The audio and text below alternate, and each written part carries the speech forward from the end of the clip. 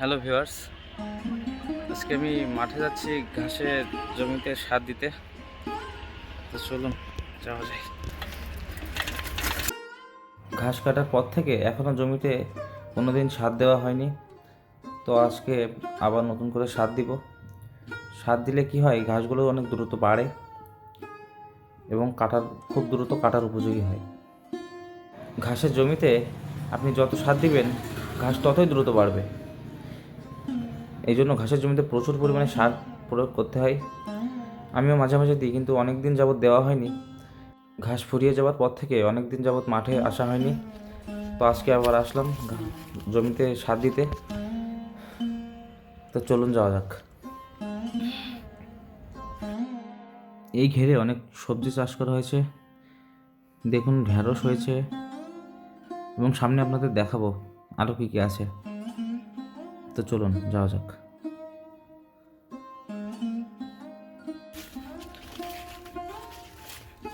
বেশ খানিকটা দূরই হবে আমার জমিটা আমার বাড়ি থেকে, আর একটু আসারও সমস্যা। এই ভেড়ি দিয়ে আসতে হয়, চিকন পথ, ঘাস নিয়ে আসতেও একটু ঝামেলা হয়ে যায়। আমি সচরাচর এমনি আসি না, এই পাশ দিয়ে আমি সচরাচর আসি না। দেখুন আমি ঠিক ওই পাশ দিয়ে, এই যে তালতলা দেখতে পাচ্ছেন, ওখান থেকে সোজাসুজি একদম ওখান থেকে একটু জল শুকালে আমি অমনি চলে যাই। এই পাশ দিয়ে সচরাচর আসে না, কিন্তু এখন তো একটু কাদা, তো এখন আর কাদায় নামবো না, এই ডাঙা দিয়ে চলে যাই। চলেন। আমার ছোটো ভাই জমি থেকে ঘাস কাটতেছে, এই যে আমার মোটামুটি ঘাস। তোর ঘাস কাটা শেষ? তোর ঘাস কাটা শেষ?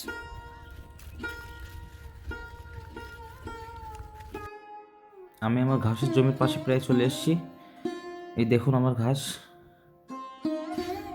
তো ভিউয়ার্স, এই দেখুন আমার ঘাস ঘাস একবার কাটা হয়ে গেছে, আবার নতুন করে হচ্ছে। তো ঘাসে সার দিতে হবে।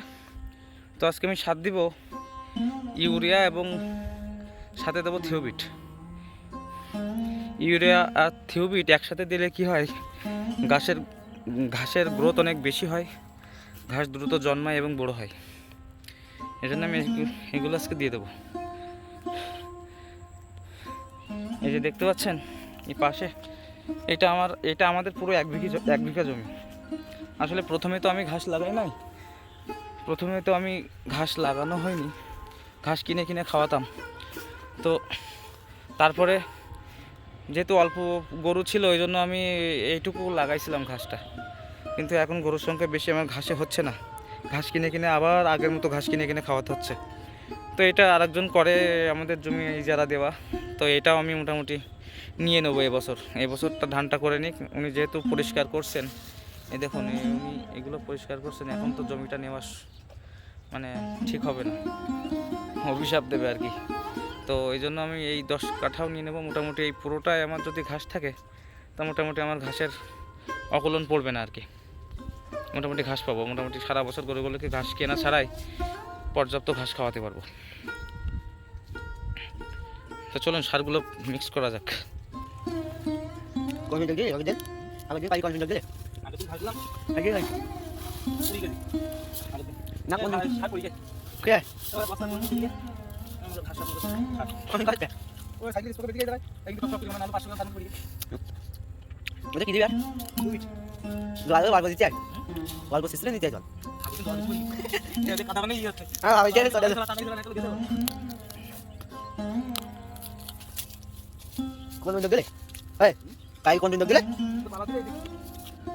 আমি আসবো আসবো দিদি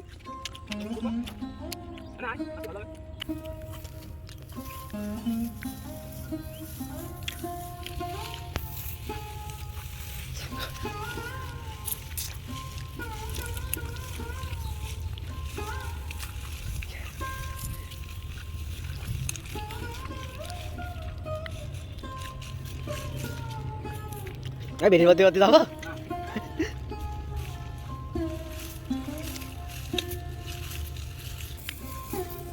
ভাই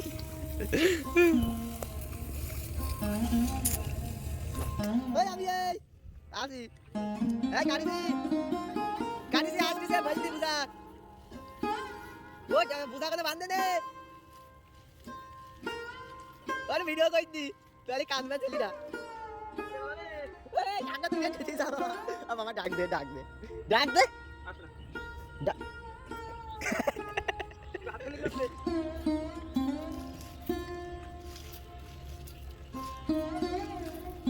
এই কোনা দিদি বলছি মাঠে কাজ করতে আসলে আসলে অনেক মজা হয়, মানে আসলে নিজের কাজ নিজে করার মধ্যে একটা অন্যরকম শান্তি আসে, যেটা সবাই বোঝে না। আমি আমার নিজের কাজ নিজে করতে ভালোবাসি এবং পছন্দ করি। তো সবাই মিলে থাকি, আমি আমার কাকা, এই আকাশ থাকে, তো সবাই মিলে অনেক ভালোই মজাই করি আসলে।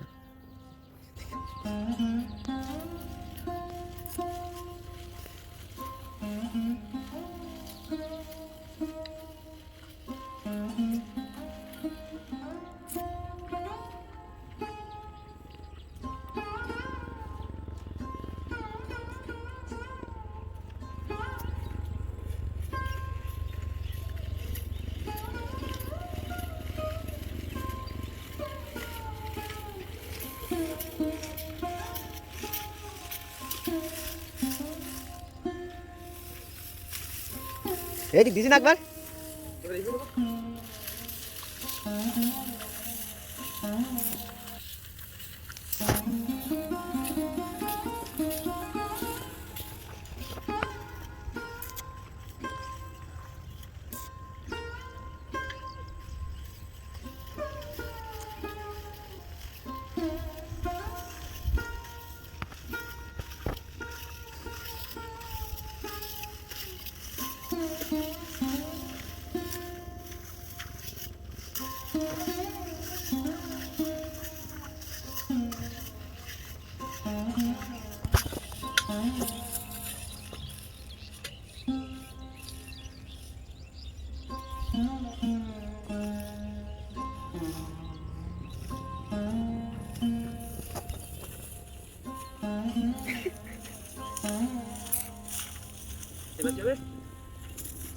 বন্ধ করে দিলা ক্যামেরা তো স্বাদ দেওয়া শেষ হয়ে গেছে।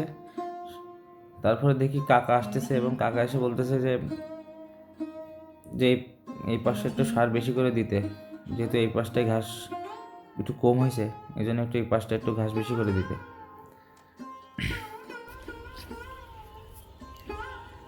এর ভিতরে একটা কচি ঢেঁড়স তুলে নিলাম একটু খাওয়ার জন্য।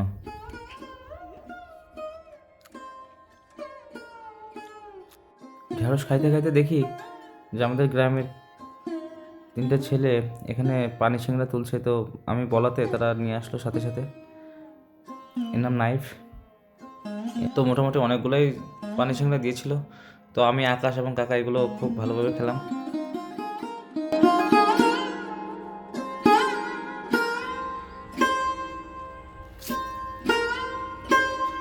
কি পাকেট দিবে?